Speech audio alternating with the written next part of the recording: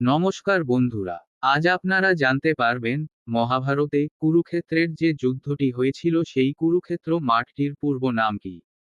ইউটিউবে প্রচুর ভিডিও আছে, কিন্তু এই রকম তথ্যমূলক ভিডিও আপনারা শুনতে পাবেন না। তবে বন্ধুরা, এই ছোট্ট চ্যানেলটিকে সাবস্ক্রাইব করে পাশের বেল আইকনে প্রেস করে দিন আপন নতুন ভিডিও পাওয়ার জন্য। বন্ধুরা, মহাভারতের যুদ্ধ যে মাটিতে হয়েছিল এই মাটির পূর্ব নাম ছিল সামন্ত কাঞ্চ। এখন কথা হচ্ছে, এই মাটি নাম সামন্ত কাঞ্চ হল কেন। কথিত আছে এই মাটির রাজা ছিলেন সামন্ত নামে একজন রাজা, তার নাম অনুসারে এই জায়গার নাম সামন্ত কাঞ্চ হয়েছিল।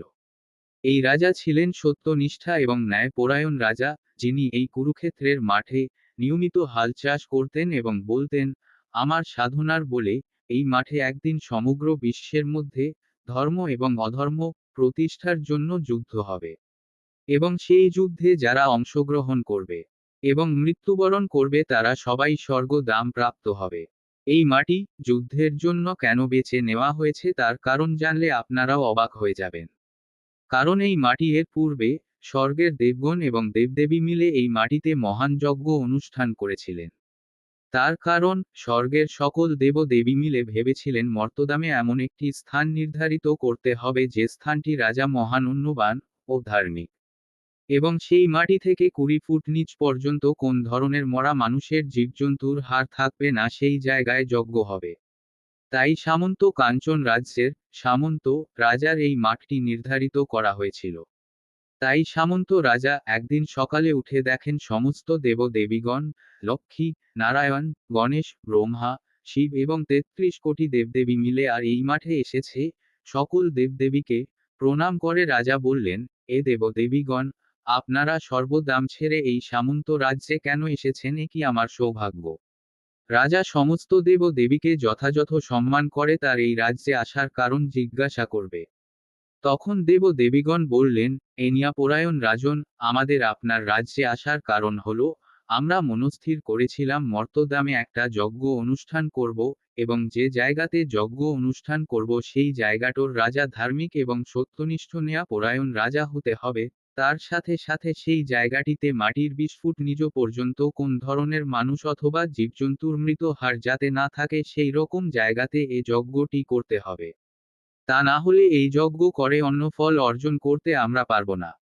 তাই আমরা খুঁজতে খুঁজতে এইরকম সত্যনিষ্ঠ ন্যায় পরায়ণ রাজা, তার সঙ্গে আপনার মাঠের যে কোনাগুলি আছে তা সমগ্র মর্তধামের মধ্যে কোন একটি জায়গা নেই, এবং একমাত্র জায়গা খুঁজে পেয়েছি আপনার এই মাঠে, তাই আমরা ওখানে যজ্ঞ অনুষ্ঠান করার অনুমতি চাইছে আপনার কাছ থেকে। তখন সামন্ত রাজা বললেন, হে জিন্দেগণ, এ রাজ্যের মালিক তো আমি নয়, কারণ আমি তো আজ আছি, কাল থাকবো না, কিন্তু এই জায়গা থেকে থাকবে, এবং আমার পূর্বপুরুষ ছিল তারাও তো কেউ নেই। তাই এই মর্তধামে আমরা আসি, আসা যাওয়ার খেলা করার জন্য, এবং খেলা সমাপ্ত হলে আমরা নিজেও কর্মের ফলে নিজে নিজে জায়গায় বাণিজন ধামে চলে যাই। তাই এই জায়গার মালিক তো যিনি ভগবান, তাই তিনার জায়গাতে যজ্ঞান মাস্তান হবে, আমার এতে কোনো আপত্তি থাকার কি আছে। তাই বন্ধুরা, এই জায়গাটি স্বয়ং দেব দেবীগণ এসেও যজ্ঞ করেছিলেন, এবং এই জায়গাতে কুরুক্ষেত্রের ধর্মযুদ্ধ হয়েছিল অধর্মকে বিনাশ করার জন্য। যখন পৃথিবীতে পাপের সংখ্যা বৃদ্ধি পায় তখন ভগবান কোন না কোন ভাবে এ পাপের সংখ্যাকে বিনাশ করার জন্য এ ধরনের পরিকল্পনা করে থাকেন। তাই বন্ধুরা, বলা হয়েছে, যোদা যোদাই ধর্মস্য গ্লানির্ভবতি ভারত পরিত্রাণাও সাধুনাম বিনাশাও চতুষ্পিতাম ধর্মসংস্থা প্রণারোত্রাও সম্ভবামি যুগে যুগে। তাই গীতাতে ভগবান শ্রীকৃষ্ণ অর্জুনকে উদ্দেশ্য করে জগৎবাসীকে বলেছেন, পৃথিবীতে যখন পাপ বেড়ে যাবে এবং অধর্মের বিনাশ হতে থাকবে, সাধুদের অপমানিত হতে হবে। সেই সময় আমি সাধুদেরকে রক্ষা করার জন্য এবং অধর্মকে বিনাশ করার জন্য আমি যুগে যুগে আবির্ভূত হব।